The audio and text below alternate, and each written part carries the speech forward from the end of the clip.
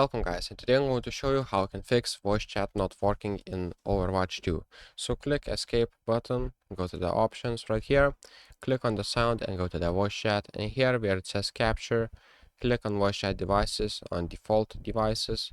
In voice chat mode, make sure it is push to talk, and here you'll see push to talk keybind, so make sure that you are using the right keybind and make sure you're not muted your mic when using the voice chat.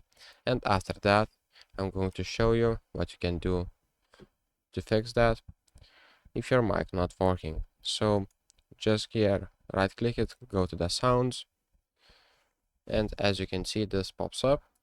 And if you go to the recording, you'll see as you speak the microphone is moving. So right now my mic is not working. As you can see, it is on default by other mic and it's not working.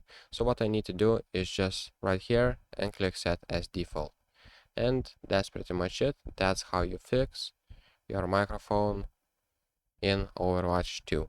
So thank you guys, and see you in the next one.